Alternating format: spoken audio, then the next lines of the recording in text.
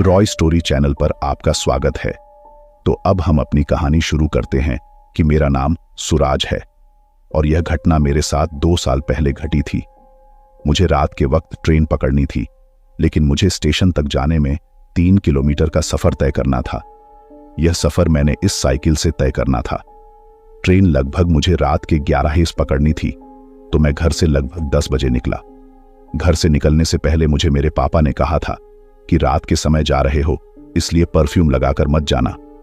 मैंने उसे कहा कि परफ्यूम लगाकर जाने में क्या प्रॉब्लम है, तो उन्होंने कहा कि परफ्यूम लगाना या रात को दूध पीकर बाहर जाना, इससे भूत प्रेत पीछे लग जाते हैं, इसीलिए बुजुर्गों ने यह करने से मना किया है।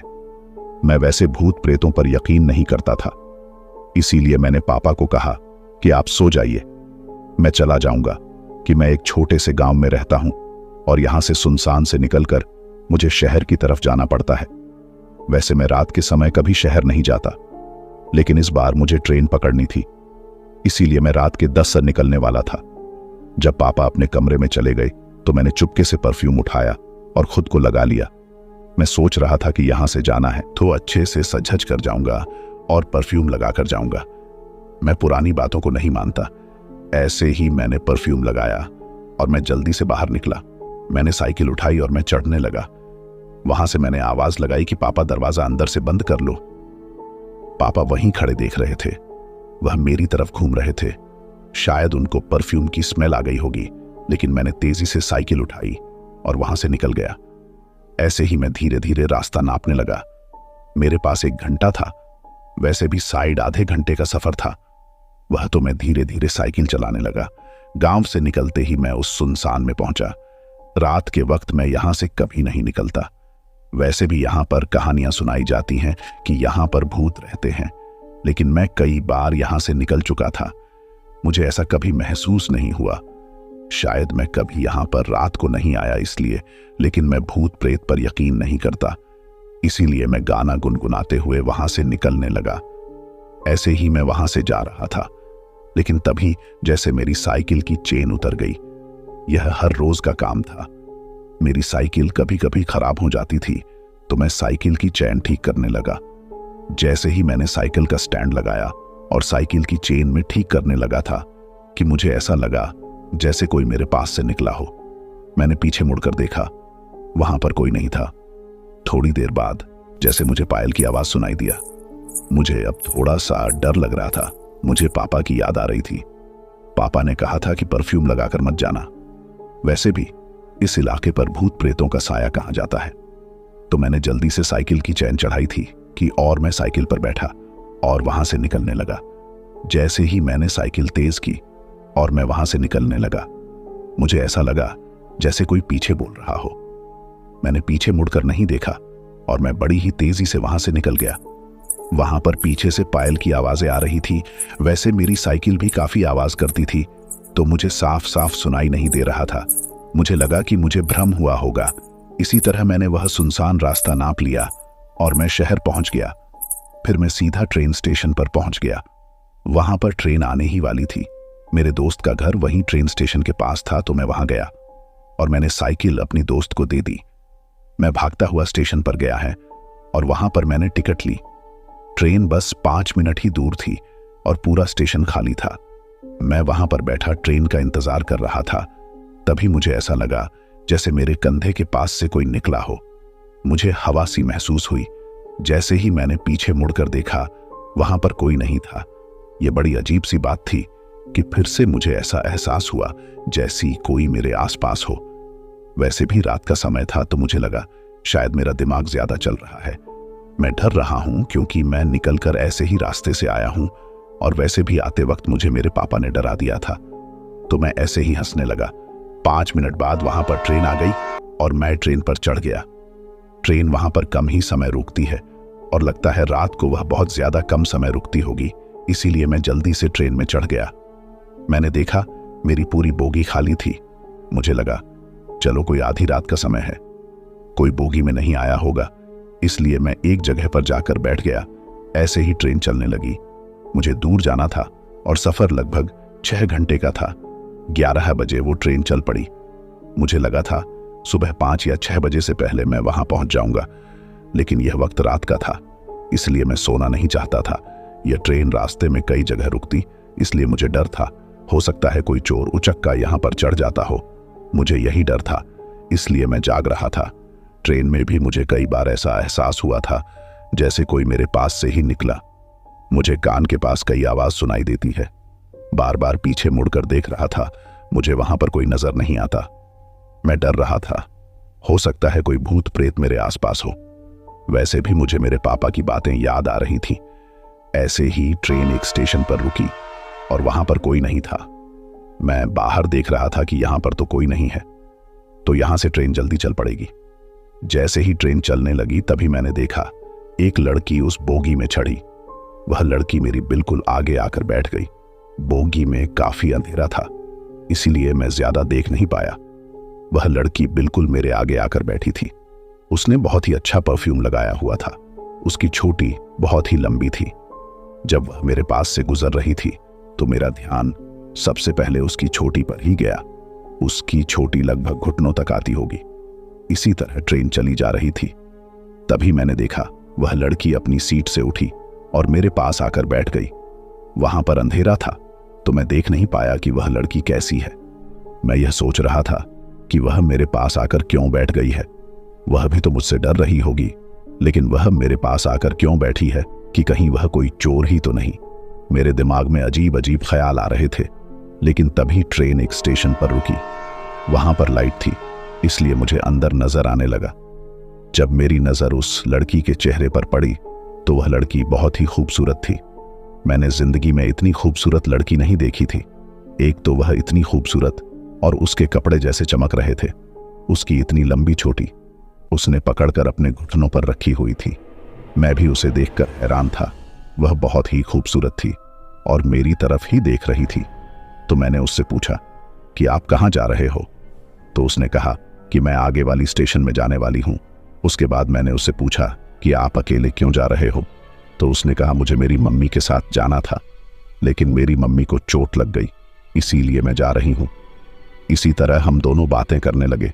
इसी हैं हम बातें कर रहे थे और ट्रेन चलने लगी। जैसे ही ट्रेन चलने लगी फिर से बोगी के अंदर अंधेरा सा हो गया। मैं उससे बात नहीं कर रहा था और वह भी मेरे साथ बातें किए जा रही थी। वह लड़की भी काफी बातूनी लग रही थी। मुझे भी बातें करना बहुत ही अच्छा लगता है, लेकिन इतनी खूबसूरत लड़की अगर आपके साथ बैठी हो तो आप खुद ब खुद बातें करने लगते हैं। थोड़ी देर बाद में उसके बारे में पूछा था कि वह कहाँ से है और क्या करती है। वह अपने बारे में बता रही थी कि वह पढ़ाई करती है और शहर में काम ढूंढ जा रही है।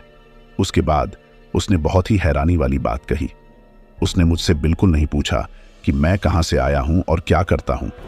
उसने मुझसे कहा कि तुम इतने सुनसान में रात को साइकिल जलाकर आए हो, तुम्हें डर नहीं लगता? उसकी यह बात सुनकर मैं अंदर से डर सा गया था। आखिर उसे कैसे पता कि मैं साइकिल चलाकर आया हूँ? मैं थोड़ा सा डर रहा था कि उसे यह सब पता है। यह कौन हो सकती है? या यह मेरे गांव से आई होगी? क्या यह मुझे फॉलो कर रही है?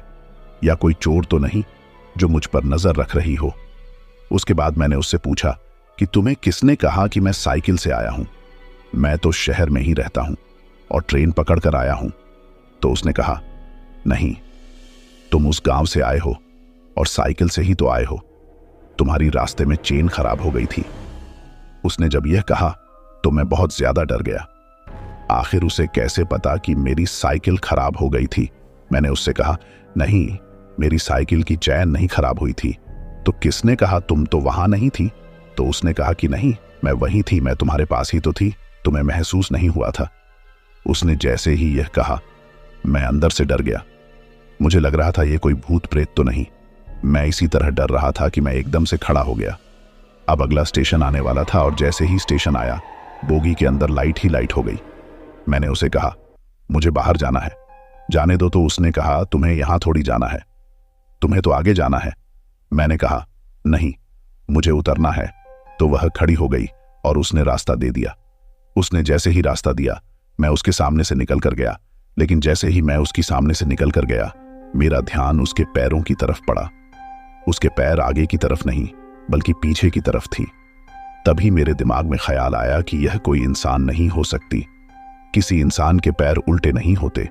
उल्टे पैर सिर्फ चुड़ैलों के होते हैं। इस ख्याल ने मुझे अंदर से डरा सा दिया कि मैं जैसे ही उसके आगे से निकला, उसने हाथ आगे कर दिया। उसने कहा, रुक जाओ, कुछ देर बातें कर लो। उसने जैसे ही यह कहा, मैंने कहा, मुझे जाने दो। इतना कहते ही वह हंसने लगी। उसकी हंसी बहुत ही अजीब थी। वह इतनी जोर से हंस रही थी कि पूरी बोगी में उसी की आवाज गूंज रही थी। मैं काफी डर रहा था क्योंकि इस बोगी का दरवाजा पीछे वाला ही खुला था। यहाँ हर बोगी में 2 दरवाजे होते हैं, एक आगे वाला और एक पीछे वाला।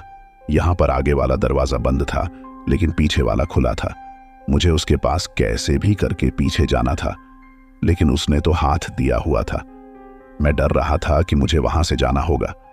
मैंने जैसे ही उसका हाथ को धक्का देने की कोशिश की तो मुझे महसूस हुआ उसकी शक्ति इतनी ज्यादा है कि मैं उसका हाथ हिला ही नहीं पा रहा। वह बहुत पतली सी लड़की लग रही थी, लेकिन उसकी बाजू इतनी ताकतवर थी कि मैं उसे 1 इंच भी पीछे नहीं हिला पाया। मेरे मन में तो ख्याल आ रहा था कि मुझे उसी को तो पास करके आगे निकल के जाना है। तभी मेरे मन में ख्याल आया कि मैं पीछे से भाग कर जाता हूं। मैं थोड़ा पीछे हुआ और उसे धक्का दिया। उसको धक्का क्यों दिया मैंने, लेकिन वह 1 इंच भी नहीं हिली। लेकिन उसने अपना हाथ ऊपर किया हुआ था, तो मैं उसके नीचे से निकल गया। जैसे ही उसके नीचे से निकला, उसने मुझे पीछे से पकड़ लिया। उसने इतनी जोर से पकड़ा था कि मैं हिल नहीं पा रहा था। उसने मेरी टी-शर्ट को पकड़ा हुआ था। मैंने पूरा जोर लगाया, लेकिन उसने टी-शर्ट को नहीं छोड़ा। तो मैंने जोर लगाया और मेरी टी-शर्ट पीछे से फट गई। मैं इसी तरह से वहां बोगी से बाहर निकला। वह लड़की उसी तरह वहीं अंदर थी। मैं उस बोगी की तरफ भाग कर गया। मेरी नजर उस लड़की की तरफ गई। अब वह कोई खूबसूरत लड़की नहीं थी, बल्कि उसकी सफेद आंखें थीं। उसके बाल सफेद हो गए थे। उसका चेहरा जैसे लाल हो गया था। वह बेहद ही डरावने लग रही थी। लेकिन मैं वहां से भाग निकला। मैं जैसे ही वहां से भागा तो मुझे महसूस हुआ जैसे मेरे पीछे कुछ आवाजें आ रही हैं। यह पायल की आवाज थी। मुझे लग रहा था जैसे वह डायन मेरा पीछा कर रही हो। मैं वहां से भागता जा रहा था। समय भी आधी रात का था, तो मुझे स्टेशन पर कोई नजर नहीं आ रहा था। मैं वहां से सीधा भाग रहा था। शायद वह भी मेरे पीछे भाग रही होगी। मुझे यकीन था यह डायन मुझे उसी संस्थान से फॉलो कर रही होगी। मुझे लग रहा था कि यह मुझसे चिपक गई है। मुझे यहां से बचना बहुत मुश्किल होगा, लेकिन यह शायद भगवान की कृपा थी कि बाहर ही एक मंदिर था। मैं सीधा उसी मंदिर के अंदर चला गया। मैं जैसे ही मंदिर के अंदर गया, मुझे वह पायल की आवाज आनी बंद हो गई। वह पूरी रात में उसी मंदिर के अंदर रहा और जब सुबह हुई तब वहां पर पुजारी आया। मैंने पुजारी को सारी बात बताई तो पुजारी भी मेरी तरफ देख रहा था। उसने कहा, चिंता मत करो, मैं सुबह सुबह तुम्हारी पूजा करता हूं, तभी तुम्हारा निपटारा उस चुड़ैल से होगा। उसके बाद उस पुजारी ने मंदिर के अंदर मेरे साथ पूजा करवाई। वहां पर कई लोग आ गए थे और वह पुजारी सबको मेरे बारे में बता रहा था। मैं भी उससे कह रहा था कि अब क्या करना चाहिए। तो उसने कहा, पूजा के बाद तुम यह माला गले में पहनी होगी, उसके बाद तुम्हें चिंता करने की कोई जरूरत नहीं है। वह चुड़ैल तुम्हारा कुछ नहीं बिगाड़ सकती है। इसी तरह उसने पूजा की और किसी 1 रुपए भी नहीं लिया। उसके बाद ट्रेन पकड़कर मैं शहर की तरफ आया। मैं उसी संस्थान से वापस घर आया, लेकिन मुझे दोबारा वह एहसास नहीं हुआ था। आज भी मेरे मन में यही आ जाता है कि उस दिन अगर वह चुड़ैल मुझे वहां रुक लेती तो मेरी साथ क्या होता, और अगर मैं उस मंदिर में नहीं जा पाता तो क्या होता। मैंने आज तक उस माला को गले से नहीं निकाला है और मुझे नहीं पता अगर मैं उस माला को गले से निकाल लूंगा तो क्या होगा। तो आज की कहानी में बस इतना ही। अगर आप किसी खास टॉपिक पर वीडियो देखना चाहते हैं तो कमेंट में जरूर बताएं। ALSO subscribe my channel. Thanks.